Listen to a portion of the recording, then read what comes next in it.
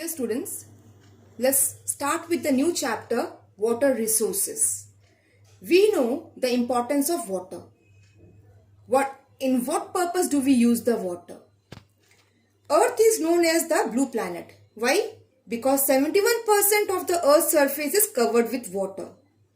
We all have learned about hydrological cycle, how the water changes into different states and come back to the Earth's surface. As the water precipitates back to Earth, there are two main paths: surface water, groundwater. What do you mean by surface water? The Earth has an abundance of water, but unfortunately only small percentage is even usable by human. The visible bodies of water are referred to as surface water. They are described as the water that is flowing on the surface.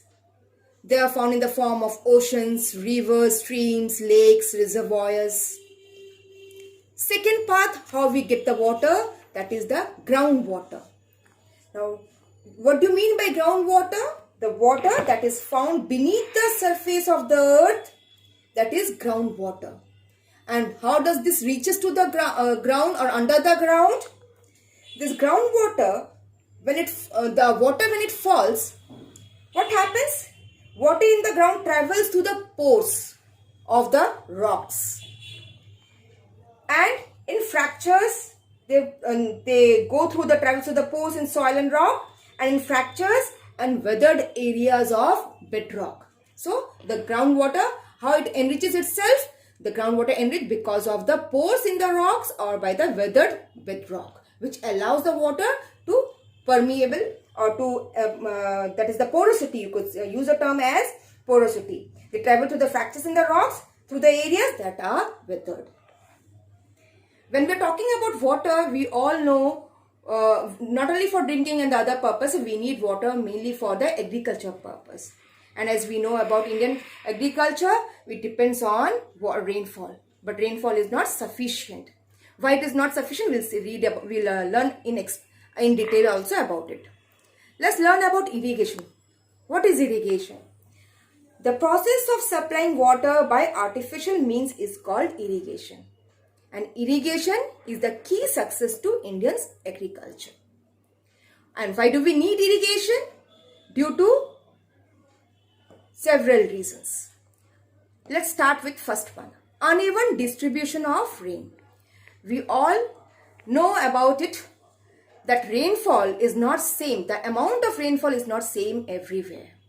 Somewhere it receives above 200 centimeters. So somewhere the region receives less than 50 centimeter rainfall also. So we have to depend on irrigation or the artificial mean of supplying water in the fields. Seasonal rainfall. We don't get rainfall throughout the year. There are particular duration which we say periodic. So we receive the rainfall during a particular season, but we grow crops throughout the year, so we depend on irrigation. Uncertainty of the monsoons. Monsoons are not, what you can say, they are not regular or not, or you can, another term you can say late arrival of the monsoon, early withdrawal of the monsoon before time. So we have to depend on irrigation.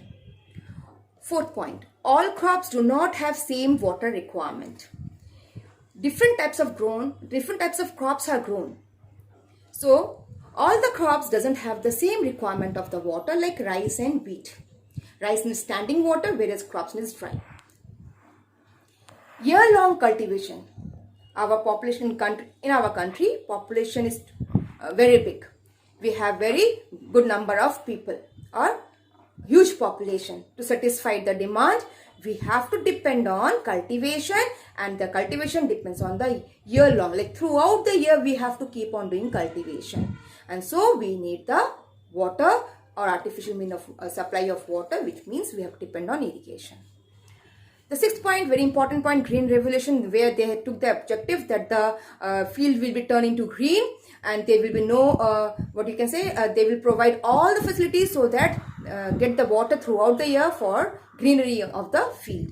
So to fulfill the objective of green revolution, we have to depend on artificial means of supplying water, that is irrigation. There are two methods of irrigation. Primitive methods, which are age-old methods like wells, tanks, inundation canals. Modern methods, tube wells, canals, sprinkler irrigation. Modern methods have some advantage over primitive methods. What are those? Like modern methods are more reliable, they can irrigate much more larger area, and they are easy to operate. Let's start in detail with the primitive methods. Wells. Under each topic we'll be learning how we are going to present these answers, like what are the conditions required for well irrigation. First point, you could go through the second paragraph of topic well, where sufficient groundwater is available. That means groundwater level should not very deep. Second point or second condition required for well irrigation, the soil should be soft enough to dig. So if the soil is soft, it is easy to dig it for the well. Advantages. What are the advantages given in the third paragraph? Learn in points. Wells are the simplest and cheapest source of irrigation. Second, they can be dug at any convenient place where you have soft soil. Third, they are the independent source of irrigation, so you can use it, or farmers can use it anytime, whenever they need. Disadvantages mentioned in the fourth paragraph. Wells dries up during the extreme summer when you need the most. And they can irrigate 1 to 2 hectares or limited amount of land. Third, time consuming. And fourth, the water in the well turns brackish. States where water, or you can say well irrigation is used, that is mainly in Uttar Pradesh, Rajasthan and Punjab. Let's move on to the tank irrigation. Tank irrigation, why it is popular in Deccan Peninsula region? What are the conditions required for tank irrigation? Why do we need why it is there in Deccan Peninsula region? Because the hard rocks underlying large areas in the Deccan do not allow percolation of water easily. Second point, the undulating surface forms natural depression or the hollows, which helps to store the water. So the tank irrigation becomes simple and easy and cheap. What are the advantage of tank irrigation? Many streams, they have abundant water. So during the rainy season, what happens? The water can be the waste, the flow of the water, or the water can flow out. To store this water, if we store this water in the tank, it can be used in the emergency periods. Next, durations. Next, it helps in raising the underground water level of the well. Third, the villagers use it for different purposes. Disadvantages of tank irrigation. The last 3 points which has been mentioned to you. It occupies large surface area which could be otherwise used for cultivation if the region is fertile, the soil is fertile. Tanks dry up again due to evaporation during the extreme summer season or dry season. And the third point is silting of the tank is a problem which requires, or very often you have to clean the tank, and that becomes very costly expenditure. States, that is if you write the Peninsula region or Deccan Peninsula region is the region where tank irrigation is practiced, then you won't be able to score any marks. You have to mention if you mention it Deccan Peninsula region, then also you have to mention the states. So which are the states here? That is Andhra Pradesh, Tamil Nadu, the regions, and some other regions are West Bengal, Karnataka, Bihar, Orissa, where tank irrigation is popular because they can use the natural depressions available on the surface. The third primitive method, inundation canals. They are also called as flood water canals. Why?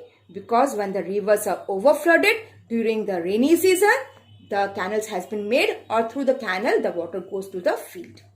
So when there is rain or during the rainy season only, they get the water. The field gets the water through the canals. And it is tried, or we are trying, the government is trying to convert this flood water canal or inundation canal into perennial canal, so that, as we know the meaning of the term perennial, so that the canals will be having the water throughout the year, and the water can be passed to or can be connected to the fields, and the fields will be getting the water throughout the year, can be used for cultivation. Let's move on to the modern methods. Let me start with tube wells. As I have told you already, why do we need the modern methods? Why do we use the modern methods? Because modern methods have some advantages over primitive method, as it is reliable, easily it can be operated, and then it is irrigated. It can irrigate in much larger area. Let's start with the tube wells. Tube wells are very deep bore over 15 meter is dug and water is lifted with the help of a pumping set operated by the electricity. Now, what are the conditions required for it? First point, there should be sufficient supplies of groundwater. Second, regular supply of cheap electricity. Third, the region must be fertile and productive so that the cost of construction and operation of the tube well may be recovered from the farm production. Advantages of it. Advantages, it can irrigate much larger area, about 400 hectares compared to wells, as we have learned 1 or 2 hectares. So it can irrigate 400 hectares of land. Then it is easy to operate because we use the pump here or electricity here, which it's easy to lift up the water. And it is also reliable during the extreme summer. There is no when the wells and others dries up, there is no chance of that. We can use the water during the extreme summer also. Disadvantages of it. Disadvantages are that it is a bit costly method and we have to depend on the electricity. If the regions are not having proper electricity, they are not able to irrigate large area, or they are not able to get the water whenever they need. Next, states where it is practiced or where we find the tube well irrigation. Where do we find? We find the tube well irrigation wherever underground waters are sufficient. States are Uttar Pradesh, Bihar, Punjab, Haryana, Rajasthan. You have to learn any 4 states, name of the 4 states. Let's move on to or proceed to canals. Canal irrigation. You could say compared to inundation canal, this canal can be studied. Canal irrigations are absent in peninsular region. Why? Canal irrigation is not there in peninsular region because digging of canals in rocky and uneven area is difficult. So, canals are practically absent in peninsular region or plateau. Merits and demerits has been given to you there. Go through it. I have, if you have gone through the PDF, I have underlined the keywords.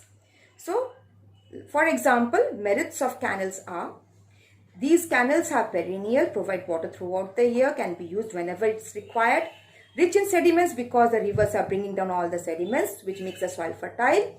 And third, initial cost is very high, but it is cheap in the long run. Demerits, like canals, water seeps into the soil, can lead to the problem of waterlogging.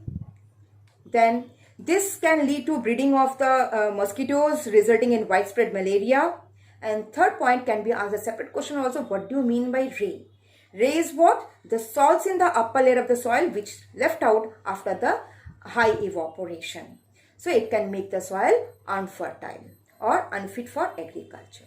States where canal irrigation is done, that is the states which are like Andhra Pradesh, Madhya Pradesh, Odisha, Uttar Pradesh, Punjab, Haryana are the states where canal irrigation is done. Sprinkler irrigation, another modern method which is also called as overhead method. How does it works? It is set up in the fields and supply the horses. It's supplied with water by horses from the source of water. And what are the advantages of it? Since it supplies the water through the horses, that's the pipes, there is no question of evaporation. Or first point could be given as: there is no water loss by evaporation, water supplied directly into the fields. Second, there is no loss of water through by seepage and all. And third, it is directly goes to the field, so every drop of water can be used. Disadvantages: it is quite expensive. It's modern method and quite expensive and cannot be used by all the farmers, cannot afford it. Where it is practiced in arid and semi-arid regions, and hilly and uneven topography. You might have even seen in the urban areas, in the parks also, the sprinkler irrigation. It rotates in 360-degree, and then it waters the nearby region. The one disadvantage also there, the closer, what you can say, the place which is closer to the sprinkler irrigation gets more water compared to the places which are far from its position, from locations. So this is all about the methods of irrigation. Let's move on to or proceed to the next topic about the important part of it, that is your conservation of water. Multi-purpose project is not there in the syllabus. Let's start with the conservation of water. Why do we need to conserve the water? What are the steps to conserve the water? How can you use the 3 R's in conservation of water? Let's see. Why do we need to conserve water? We need to conserve water because of short supply, increased demand, large-scale pollution, and uneven distribution of water. What are the steps to conserve the water? Developing water-saving technologies, preventing pollution of water, encouraging watersheds methods. Then how could we use the 3 R's? We can reduce the wastage of water. We can reuse the water which can be used for gardening, cleaning, washing car and all. And recycling of the water is also in the process, which can be recycled and can be reused. One major method which can be used for conservation of water is rainwater harvesting. So rainwater harvesting has been done. Rainwater harvesting. We are collecting the rainwater. What is this? The collection of the rainwater in the catchment areas where it falls. It has some objectives, methods, and benefits. What are the objectives? They have mentioned you 8 objectives here. Each carries half marks. Go for first 4 or 5, which helps you to know about how could it work. Like, it meets the increasing demand for water, reduces the surface runoff, improves the quality of groundwater, reduces soil erosion. Likewise, you will learn all the points which are given to you as objectives. What are the methods? Few methods has been explained to you. The construction of potholes, groundwater dam, wells recharging, preserving lakes, ponds, johad, or ferro-cement tank. I'll explain any 2 of it, and then you can go through the PDF where I have explained you, or I have underlined the keywords and the sentences also, so that is easy for you. Construction of potholes. What is this? What do you mean by this? There are small ditches constructed to collect the water.